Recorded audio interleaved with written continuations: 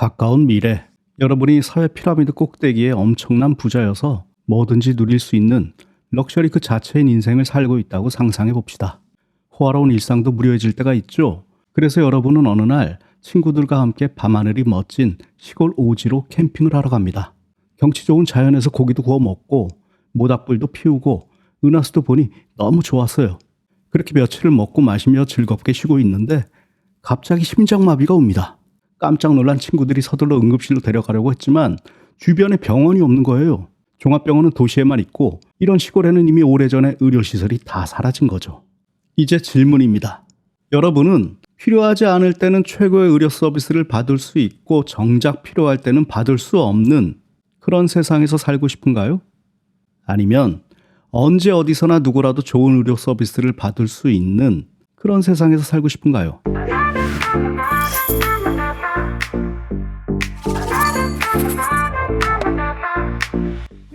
오늘 제가 들고 온 책은 모든 삶은 충분해야 한다라는 에세이 책 같기도 하고 정치사회 책 같기도 한 제목의 철학책입니다.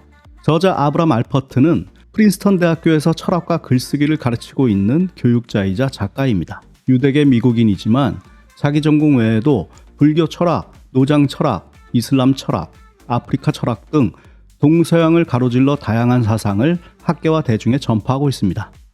이 책 아마도 냉전 시대에 나왔으면 금서가 됐을지도 모르겠습니다. 얼핏 사회주의 이데올로기를 말하는 것처럼 들리거든요. 하지만 그렇지 않아요. 이념 전쟁이 무의미해진 21세기에 반드시 필요한 그런 이야기를 하고 있습니다. 그걸 충분함이라는 키워드에 녹여낸 거죠. 우리 그동안 어떻게 살아왔습니까? 아니, 어떻게 살아야 한다고 배웠죠? 남같이 해서는 남 이상 될 수 없다. 무한 경쟁 시대에 살아남으려면 남보다 뛰어나야 한다는 말 귀에 못이 박히도록 들었죠. 기회 균등을 내세운 능력주의가 자본주의와 결합해 세상 모든 이념을 지배하고 있습니다. 못되면 다 능력이 부족해서죠. 능력주의라는 게 얼마나 강력한지 입도 뻥끗 못합니다. 기회는 공평하게 주어졌는데 네가 못나서 그 모양인 걸 무슨 탓을 하겠느냐 이거죠. 바로 이 대목에서 이 책의 저자는 탓할 것 투성이라고 강하게 주장하고 있습니다. 전제가 잘못된 명제는 거짓이니까요. 무슨 이야기인지 살펴보죠. 이 책에서 저자가 강조하는 게 뭘까요? 제목처럼 충분함이겠죠? 그럼 반대는 뭘까요? 바로 위대함일 겁니다. 뛰어남, 부유함, 훌륭함, 잘남, 탁월함 등등 하여간 좋은 말은 다 이 위대함에 포함될 겁니다. 사회는 능력주의로 밑밥을 확실히 깔아놓은 채 위대해지라는 메시지를 끊임없이 던집니다. 위대한 정치인, 위대한 기업가, 위대한 투자자, 위대한 과학자, 위대한 예술가, 위대한 연예인, 위대한 스포츠 선수 등등등이 늘 이슈의 한가운데를 장식하죠. 위대함은 이런 어나더 레벨뿐 아니라 우리 주변에도 차고 넘칩니다. SNS만 봐도 잘난 사람, 위대한 사람 천지죠. 나만 누저고 나만 뒤떨어져 있죠. 나도 모르게 끊임없이 비교하면서 신세한탄을 하게 되고 계속해서 열등감에 사로잡히게 만듭니다. 누군가 용기를 내서 그런 거 다 허상이라고 심지어 사기라고 해도 소용없어요. 우리 사고방식이 그렇게 굳어져 버렸으니까요. 나만의 가치니 나만의 삶이니 모두 헛소리로만 들립니다. 그렇게 내 삶은 상대적 박탈감 속에서 빛을 잃어갑니다. 누가 빛을 꺼트리라고 한 적도 없으니 모든 게 그저 다 내 탓이고요. 능력주의라는 이름으로 우리 사회는 언제나 더 잘하는 사람, 더 많이 가진 사람을 추켜 세웁니다. 위대해져라, 경쟁해라, 능력을 펼쳐라, 이기면 보상을 받으리. 능력주의는 낙수효과라는 기가 막힌 경제 개념과도 찰떡궁합이죠. 탁월한 능력의 위대한 소수가 성과를 내면 물이 아래로 흐르듯 대다수가 그 혜택을 얻을 수 있다는 논리말입니다. 아주 강력해서 주류 경제학의 기본 원리가 됐어요. 사실 경제학의 아버지 애덤 스미스는 그때부터 이미 위대함의 타락을 예상했지만 사리사욕 추구를 어쩔 수 없는 인간 본성이라고 판단하고 하우스트식의 거래를 성사시키고는 최소한의 안전장치로 보이지 않는 손만을 남겨놨죠. 이게 원래는 이런 뜻입니다. 보이는 손이 사회 피라미드 꼭대기에 오르려는 욕망을 부추겨 우리를 망치더라도 보이지 않는 손으로 우리의 도덕적 품위는 회복된다. 소수의 뛰어난 자들이 위대함의 부담을 오롯이 떠맡으니 나머지 사람들 모두 더 나아질 수 있다는 거였죠. 내가 위대해지면 좋겠지만 그러지 못해도 괜찮다. 나보다 잘난 사람들이 낙수 효과를 일으켜 마침내 내게도 이득으로 돌아올 테니 의지하고 응원해라.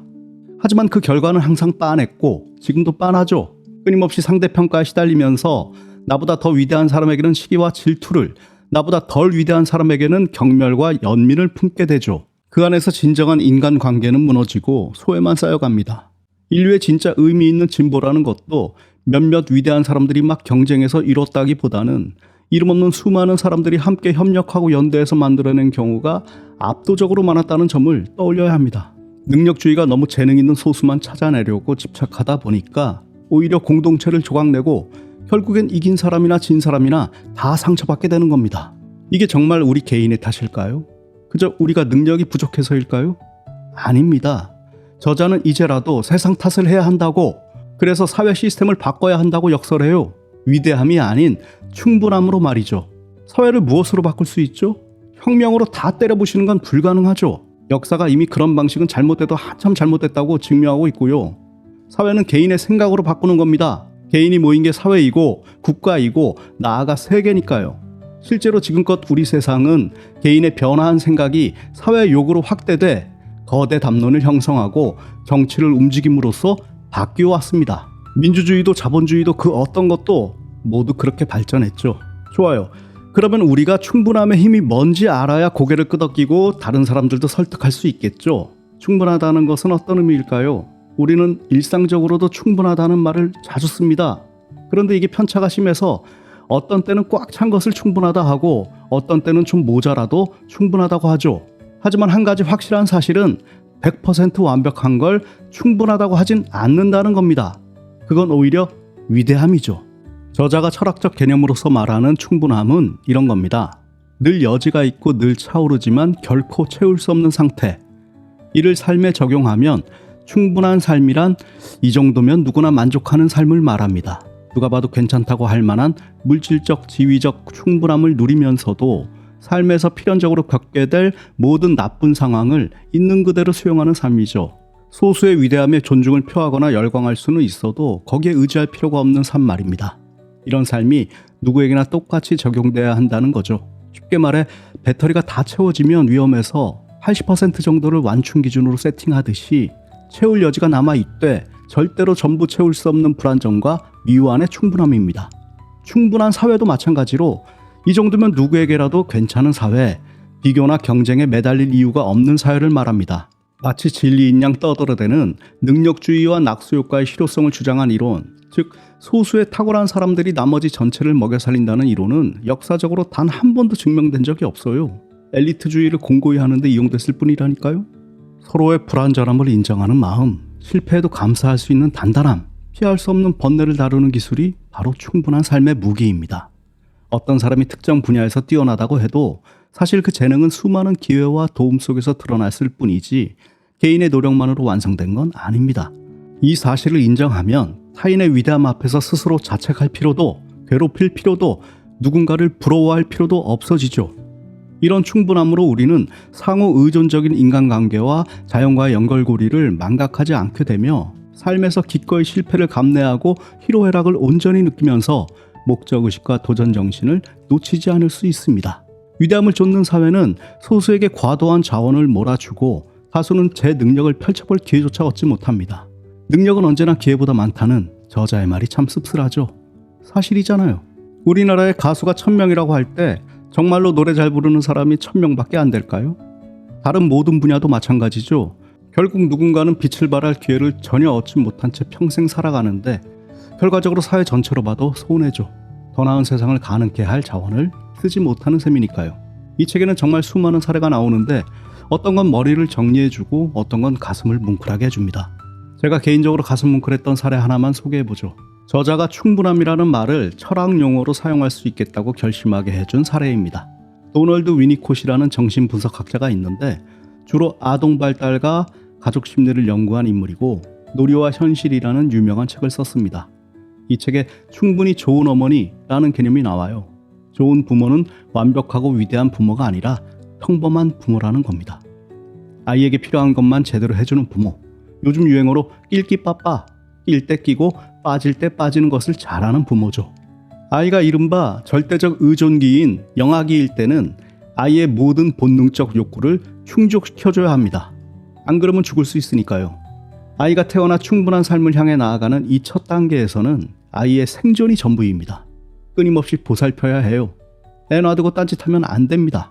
그러다가 아이가 생애 처음으로 외부 세계를 인지하고 독립된 존재로서 자신을 경험하는 상대적 의존기, 그러니까 유아기에는 아이의 내적 감각과 내적 환경이 현실을 수용할 수 있도록 아이에게서 거리를 좀 둬야 합니다. 이때도 계속 아이를 영화 다루듯 하면 정신적 성장에 문제가 발생할 수 있다는 겁니다. 하지만 많은 부모가 아이를 돌보고 챙기려는 욕구와 유혹을 뿌리치기 어려워하죠. 완벽함과 위대함을 충분함으로 오인하는 순간입니다. 그래야 충분할 것 같다는 착각인 겁니다. 좋은 말은 아니지만 맘충이 이런 부모를 말하는 거겠죠. 부모라면 누구나 아이를 위해 할 수 있는 것보다 더 많은 것을 해주고 싶겠지만 그 유혹을 떨쳐내야 한다는 겁니다. 부모와 아이 모두의 충분한 삶을 가로막기 때문이죠. 부모는 압도적인 시간과 에너지를 고갈하고 아이는 실패를 다뤄서 성장하는 능력을 잃게 됩니다. 위니콧은 무엇보다 상대적 의존기 때 형성되는 실패 극복 능력이 아이의 창의력에 커다란 영향을 미친다고 강조하고 있습니다. 현실에 많은 어려움이 있다는 인식이 오히려 상상력과 창의력을 촉진한다는 거죠. 결국 아이에게 너무 많은 것을 주는 부모는 아이가 이런 중요한 능력을 키우지 못하게 만든다는 겁니다. 비단 아이들한테만 해당되는 얘기가 아니겠죠. 저자 아브람 알퍼트는 이런 충분함이 우리의 불안과 부담을 덜어주는 한편 끊임없이 사랑하고 보호받으려는 우리의 본능적 열망을 되돌아보게 해준다고 말하고 있습니다. 마음속에서 느끼는 불안감을 해소하면서도 완벽함을 추구할 때마다 자신과 다른 이들에게 가할 압박을 인지하도록 작동한다는 거죠. 인트로에서 캠핑 갔다가 심장마비 걸린 얘기 있죠? 그거 저 유명한 정의론을 쓴 철학자 존 롤스의 사고 실험을 응용한 사례인데 충분함이란 바로 그런 겁니다. 모두가 충분해야 나도 충분하고 내가 충분해야 모두가 충분한 겁니다. 지금 우리에게 필요한 것은 위대함이 아니라 충분함이에요. 제 개인적인 생각입니다만 이제 알만한 사람들은 다 위대함이 허구라는 사실을 느끼고 있는 것처럼 보입니다. 낙수 효과가 어디 있습니까? 자기들끼리 다 해먹는 거지. 심지어 정치도 언제부턴가 경쟁 교육이니 낙수 경제니 이런 공약 안 걸죠. 표를 얻는데 전혀 도움이 되지 않는다는 걸 자기들도 아는 거죠. 그래서 기본소득과 보편복지 같은 정책 의제가 더 중요한 쟁점으로 떠오르는 거고요. 포퓰리즘이라는 비난도 요즘은 잘 안 먹히죠. 시대 흐름이 바뀌어가고 있는 겁니다. 게다가 AI가 세상 중요한 일을 도맡아 하는 때가 오면 그때 우리는 어떻게 살아야 하죠? 그때는 또 AI의 위대함에 의지하면 될까요? 오히려 인간 소외를 막기 위해서라도 모두가 충분히 잘 살 수 있는 그런 정책적 토대를 마련해야 하지 않을까요? 최고, 완벽함, 위대함, 탁월함 같은 것들만 생각하지 않으면 우리 삶이 최악으로 전락할 하등의 이유가 없습니다. 우리는 그저 충분하면 돼요. 충분하기만 하면, 모두가 다 충분하기만 하면 모든 게 평화롭고 정의롭고 평등하고 행복할 수 있죠. 우리는 서로에게 위대해질 아무런 까닭이 없습니다. 그 대신 전혀 다른 목표를 서로에게 권유할 수 있는 거죠. 서로 좋고 행복하고 어떤 때는 나쁘고 어떤 때는 함께 슬프고 그러다가 다시 좋고 행복할 수 있는 충분한 현실을 함께 만들어가자고 말입니다. 저자는 충분함의 진심입니다. 책의 마지막까지 이렇게 외칩니다. 제가 똑같이 외쳐볼게요. 우리의 충분한 삶을 위하여, 모두가 충분한 세상을 위하여!